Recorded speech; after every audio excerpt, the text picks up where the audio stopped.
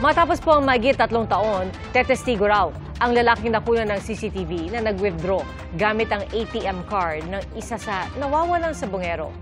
Ayon po yan kay Julie Dondon Patidongan. At dagdag ni Patidongan, tauhan umano niya ang lalaking nag-withdraw. Saksi, si Emil Sumangil, exclusive. January 14, 2022, nang magkakasabay na nawala matapos magsabong sa Santa Cruz, Laguna, ang magkakaibigang sina Ferdinand Dizon, Manny Magbanwa, Mark Fernandine at Melbert John Santos. Kabilang sila sa 34 na nawawalang mga sabongero. Higit 2 oras ang lumipas matapos na iulat silang nawawala. Nakuhanan ng CCTV ng isang bangko sa Lipa City, Batangas ang lalaking ito na nagwi-withdraw sa isang automated teller machine. Sa investigasyon ng PNP, ATM card daw nang nawawalang si Melbert John Santos ang gamit ng lalaki. Ayon sa dokumentong nakuha ng pulisya sa bangko, nakapag-withdraw ng kulang 30,000 pesos sa 4 na transaksyon ng lalaki mula sa account ni Santos.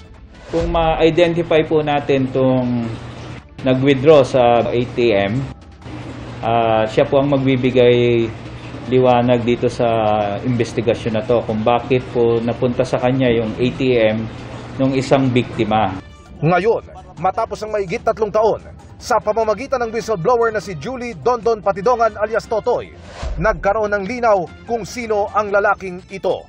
Yung nag-withdraw na yan, tao ko rin yan. Isang witness ko rin yan. Close in, security ko yan noon. Saka ko na ilabas yan pag kinakailangan. Naniniwala si Patidongan. Malaking may tulong yan, gawa yung itim na yan doon sa isang missing sabongero. At ang masama niyan, inutusan lang yan ng isang tao ko rin. Siya ang kumuha ng ATM bago mawala yung missing sabongero. Inutusan siya nitong tao na ito para ano? Para mag-withdraw. Nanawagan si Patidongan sa iba pa niyang mga tauhan na lumantad na. Kabilang sa kanila, ang 2 lalaking nakuhanan ng video na bumibitbit sa isa pang nawawalang sabongero na si Michael Bautista sa isang sabungan sa Santa Cruz, Laguna.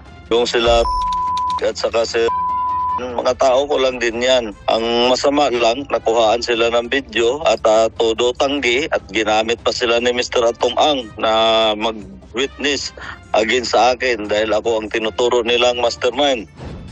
Nabuhayan ng loob sa mga development na ito ang kaanak ng mga nawawala, lalo na ng ama ni Melbert.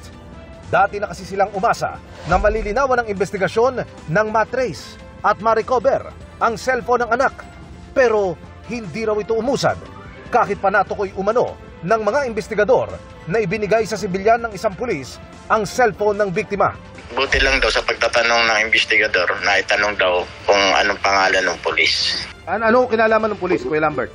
E di siyempre, di ang lumalabas. Kasi yun ang nagbigay doon sa bata. Pulis ho ang nagbigay sa bata? Kasama sa iimbestigahan ng NAPOLCOM kung sino sa mga pulis na kinasuhan ni Patidongan kahapon ang gumawa nito. Sana lang talagang magtuloy-tuloy at talagang may magiging linaw ito sa mga nangyayari ngayon. Para sa GMA Integrated News, Emil Sumangil ang inyo. Saksi! Mga kapuso, maging una sa Saksi. Mag-subscribe sa GMA Integrated News sa YouTube para sa iba't ibang balita.